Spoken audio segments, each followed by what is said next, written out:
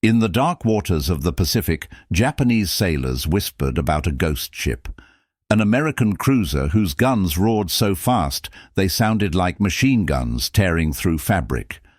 They called her the machine gun cruiser, but her true name was USS Helena CL-50. She was the ship that refused to die. From the ashes of Pearl Harbor, she rose again and changed the course of naval warfare forever. The story of Helena began not in battle, but in hardship. During the Great Depression, at the Brooklyn Navy Yard, thousands of workers forged her from cold steel. They weren't just building a ship, they were building hope. When she launched in 1938, Helena was a marvel of modern design, a sleek, fast and deadly light cruiser armed with 15 6-inch guns that could fire 150 shells every minute. She was created to outrun and outgun anything her size, a symbol of America's industrial might as the world edged toward war. Her early years were peaceful. The crew trained, traveled, and learned their craft, unaware that their next voyage would make them legends. The calm would not last. On the morning of December 7, 1941, the skies over Pearl Harbor exploded with fury. Japanese torpedo bombers screamed down from the clouds, and one of their weapons slammed directly into Helena's side, tearing through her engine rooms and blowing a hole wide enough to drive a truck through. Fires raged, compartments flooded, and men were thrown to the deck. Yet within 2 minutes, her forward power came back online, and her gunners were already firing back at the attackers. 40 sailors lay dead, and more than 100 wounded. But Helena refused to sink. The ship that should have gone under stayed afloat, and began her legend that day. Dragged into dry dock, she looked like a dying patient, but her heart still beat strong. At Mare Island in California, the Navy rebuilt her, stronger, faster, and armed with something revolutionary: radar. For the first time, a warship could see through darkness and fog. Her gunners trained relentlessly, and her crew hardened their resolve. Helena was no longer just a cruiser. She was an instrument of vengeance. In the summer of 1942, she sailed beneath the Golden Gate Bridge, heading west toward the Solomon Islands. Some waved to families on the pier, others stared silently at the horizon, knowing what awaited them. That October, her radar screens flickered to life in the black waters off Guadalcanal. The Japanese fleet was approaching. Helena's commander waited for permission to fire, and when it came, her 15 guns unleashed fury. In 14 minutes, she fired more than 2,400 rounds, ripping apart the Japanese cruiser Furutaka and stunning the enemy with her rapid-fire barrage. It was the first clear surface victory for the United States Navy in the Pacific War, and Helena's legend as the machine gun cruiser was born. A month later came the nightmare of Guadalcanal, a close-range sea brawl in pitch darkness. Helena's radar found targets through the smoke and confusion.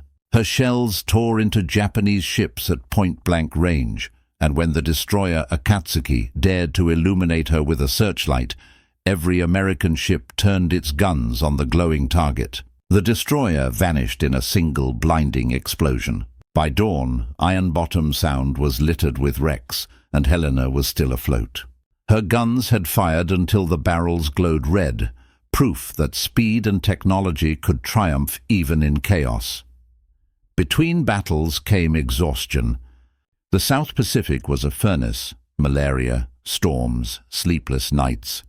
Yet aboard Helena, life went on. Sailors played swing music on deck, wrote letters home, and laughed when they could. In those fleeting moments of peace, they remembered what they were fighting for, but their rest would not last.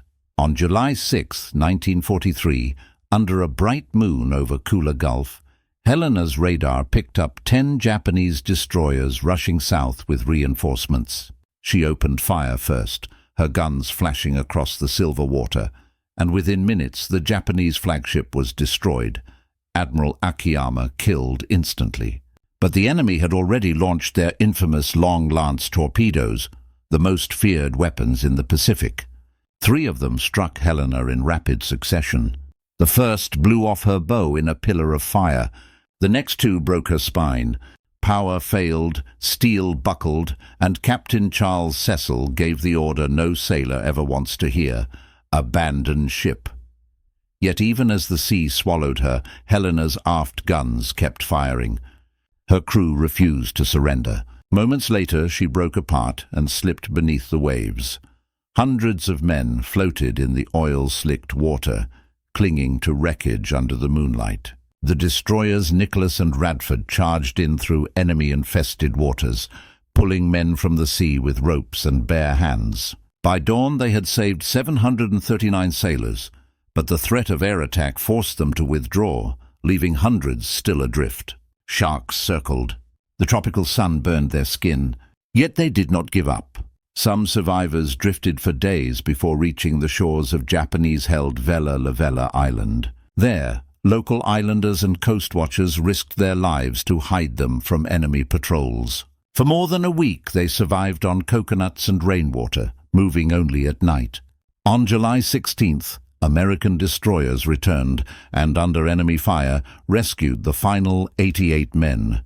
Helena was gone, but her spirit lived on in those who refused to die. 168 sailors never made it home, but over 700 survived, saved by courage, loyalty, and faith. The Navy awarded Helena 7 battle stars and the first ever Navy unit commendation. Her story became legend, told in every wardroom and remembered by every crew that followed. Decades later, in 2018, explorers finally found her resting place, 2,800 feet below the surface of Kula Gulf. Her hull still bore the number 50, her turrets still trained toward the horizon, as if standing eternal watch. Coral now covers her decks, and fish glide silently through her corridors. The machine gun cruiser has found peace. From the ashes of Pearl Harbor to the depths of the Pacific, Helena proved what courage truly means. She was built by workers who needed jobs, manned by boys who became men, and led by officers who learned to fight a new kind of war. The Japanese feared her guns, but it was her heart they could never sink. In the end, Helena was more than steel. She was 868 souls bound by duty, sacrifice, and the will to keep fighting, even when the sea itself turned against them. The ship that refused to die. The machine gun cruiser, USS Helena, CL-50,